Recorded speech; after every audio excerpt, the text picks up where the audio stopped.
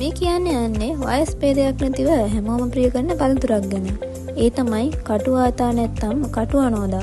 ආයුර්වේදයට අනුව කටු අනෝදා ශාකයේ ගෙඩි, මල්, ඇට, පත්‍ර සහ පොතු කියන පංචාංගයම ඖෂධ සකසා ගැනීම සඳහා යොදා ගන්නවා.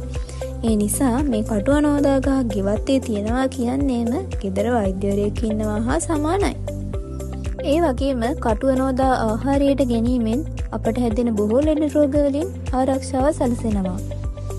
කටු ආතාගේ තියෙන අන්නේ ගුණ සම්භාරය ගැනයි අද BBK මීඩියා තුලින් අපි අද කතා කරන්නේ.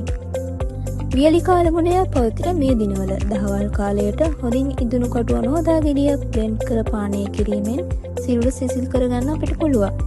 ඒ වගේම පිපාසාව දුරු කරගන්නත් පුළුවන්.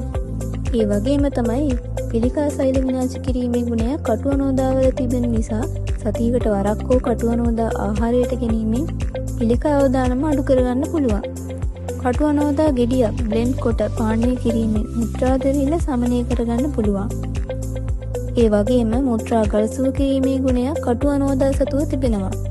තවද මුත්‍රා අඩස්සියට ඉතාමත් ගුණදායක පළතුරකි. ඉදුණු කටු අනෝදා ආහාරයට ගැනීමෙන් වකුගඩු රෝග ඇතිවීම අවම කරගන්න අපිට පුළුවන්. රුධිරයේ සීනි මට්ටම යහපත් ආකාරයට පාලනය කරගන්නත් පුළුවන්.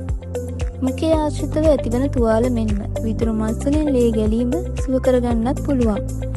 සමේ තෙතමනේරකදී පැහැපත් සුරුලක් ලබා ගන්නත් පුළුවන්.